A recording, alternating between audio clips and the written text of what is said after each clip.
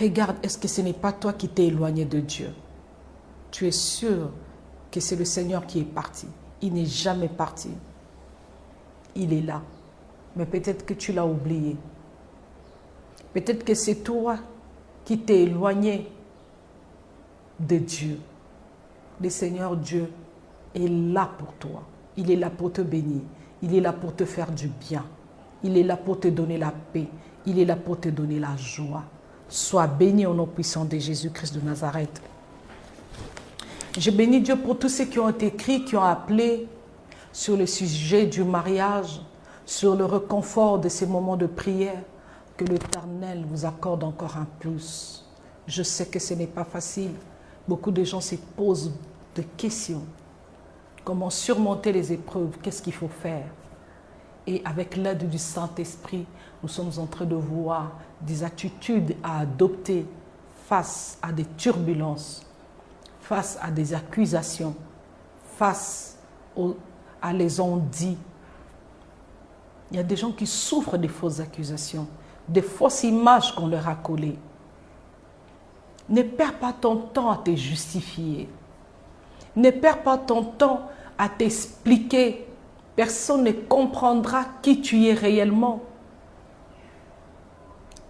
Un diamant restera un diamant. Même si on le traîne dans la boue, ça restera toujours un diamant. Dieu connaît ta valeur. Les proches qui te connaissent aussi ta valeur. Il y a des gens tout autour de toi qui connaissent ta véritable identité. C'est avec ces gens-là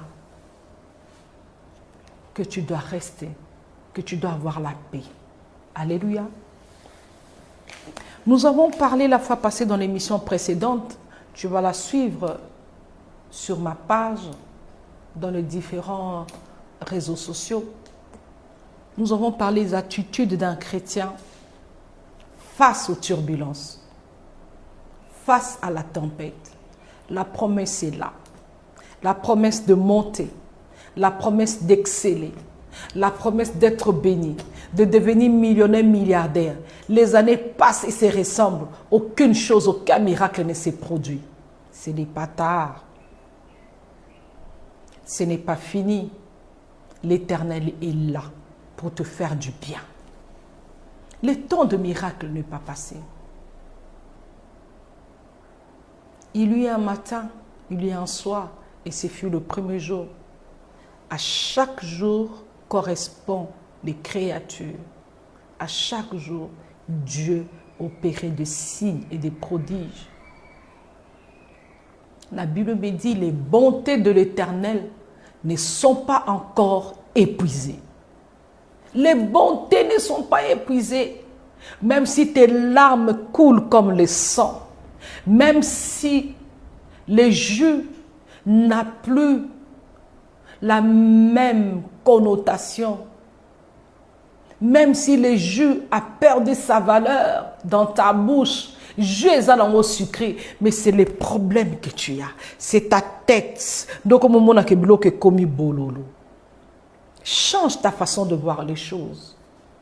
Change ta façon de te comporter pendant les épreuves. Change. Tu sais, tu peux être dans le noir, mais tu vois le blanc. C'est ça la foi. Tu peux traverser la mort, mais tu vois la vie. Tu peux être malade, mais tu vois la guérison. C'est ce que tu vois, ce que tu conçois. C'est à quoi tu aspires qui va arriver. La vie et la mort sont au pouvoir de la langue. Si ce que tu traverses, c'est la mort, et tu le dis, tu le confesses, ça sera la mort. Mais moi, je sais que Jésus, face à la tempête, il a déclaré que cette tempête s'arrête, et ça s'est arrêté. La tempête a obéi à la voix de Jésus-Christ. Et notre modèle est Jésus-Christ. Nous sommes des imitateurs du Christ. Nous sommes les disciples de Jésus-Christ. Il a dit à tous ceux qui l'ont reçu, il leur a donné le pouvoir de marcher sur les serpents, sur les scorpions et sur toute puissance de l'ennemi. Tu as la capacité de marcher sur le pleur de ta vie. Tu as la capacité de marcher sur la sorcellerie, sur l'envoûtement, sur les réclamations sataniques. Peu importe les réclamations de ta famille, même si dans ta famille les gens ne se marient pas, même si dans ta famille la stérilité siège, mais toi, tu es exceptionnel. Ton cas est différent. Ton cas n'est pas semblable à ceux des autres. Toi, tu as un nom. Toi, tu as été appelé. Toi, tu as été élu. Toi, tu as été choisi. Tu n'es pas comme tout le monde. Vous êtes tous nés de la même famille. Plusieurs disciples ont choisi Jésus, mais Jésus a remis la clé à Pierre. Parce que Pierre avait une autre manière de voir les choses. Saoul était mandaté pour aller tuer le chrétien. Mais un jour, Saoul a croisé Jésus. Il l'a croisé peut-être en retard, après les disciples. Il est devenu Paul, un prédicateur puissant. Un homme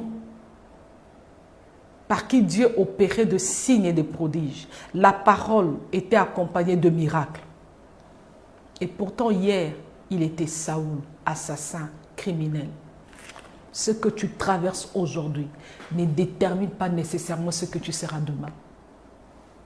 C'est l'architecte de ta vie qui connaît réellement qui tu seras demain. Et l'architecte de ta vie, c'est Dieu. L'architecte de ta vie, c'est Jésus-Christ de Nazareth. Il sait pourquoi tu es né dans cette famille-là. Il sait pourquoi tu es né dans ces pays. Il sait pourquoi tu te retrouves dans un pays étranger. Il sait. Pose-toi la question, pourquoi l'Éternel m'a amené dans ces territoires étrangers? Qu'est-ce qu'il attend de moi pour son Église, pour son évangile, pour ma famille, pour ma vie? Qu'est-ce que l'Éternel attend de moi? Nous allons continuer notre thème, l'attitude, les attitudes d'un chrétien face aux tourbillons, face aux turbulences, face à la tempête. Alléluia. Nous allons prendre Marc 4, verset 38. Seigneur, je remets ce moment-ci entre tes saintes mains. Toi qui dis un mot et la chose s'accomplit. Toi qui appelles en existence ce qui n'existe pas. Éternel Dieu, je te prie de prendre le contrôle de nos vies, de prendre le contrôle de cette émission, de prendre le contrôle de chaque maison, de toute personne qui est en train de nous suivre, Père, et qu'une grâce particulière lui soit accordée. Au nom puissant de Jésus-Christ de Nazareth. Seigneur, là où il y a les troubles, mets la paix. Là où il y a la disette, Père éternel, bénis.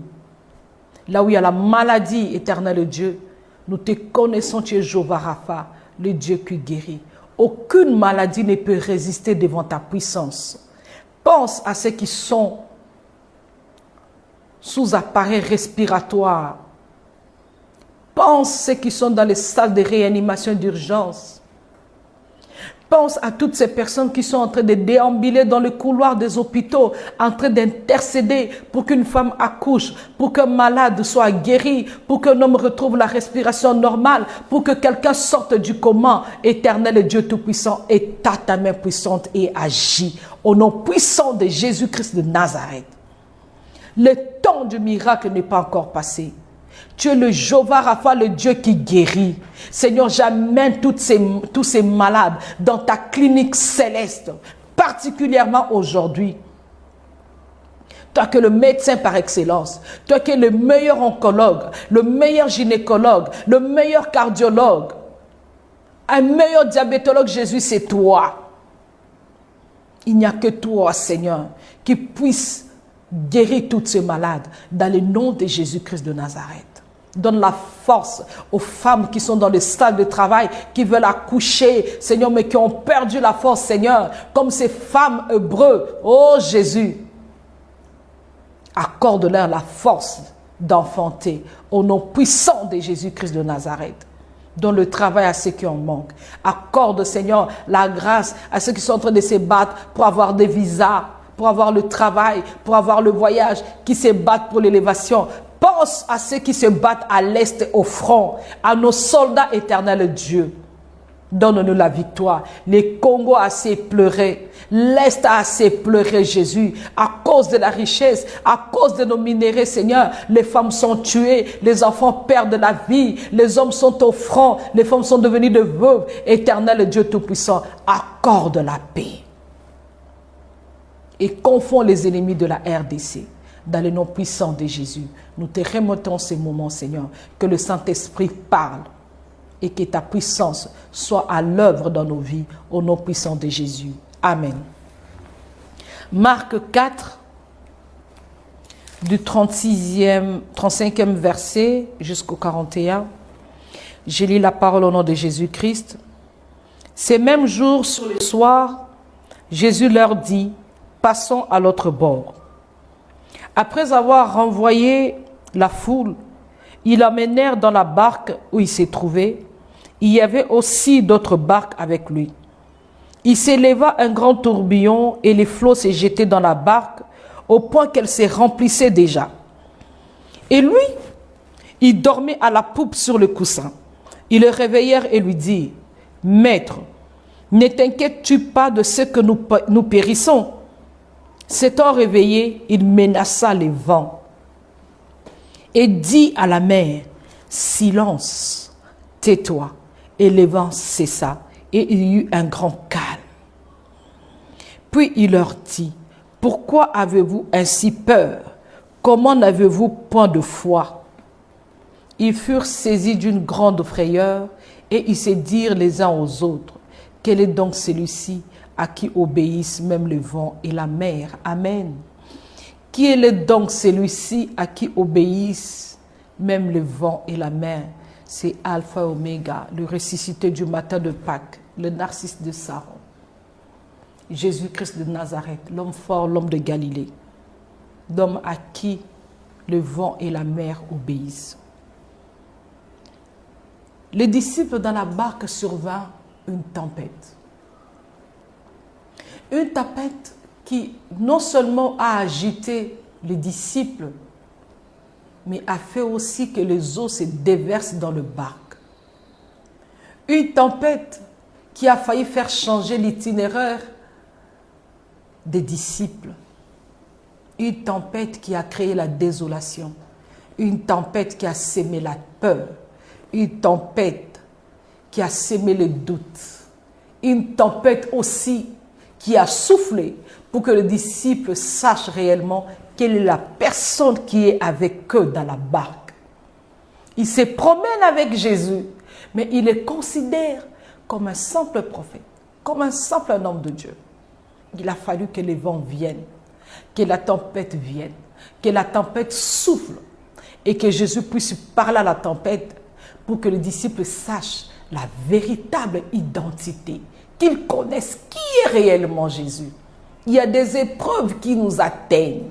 Il y a des malheurs qui nous frappent.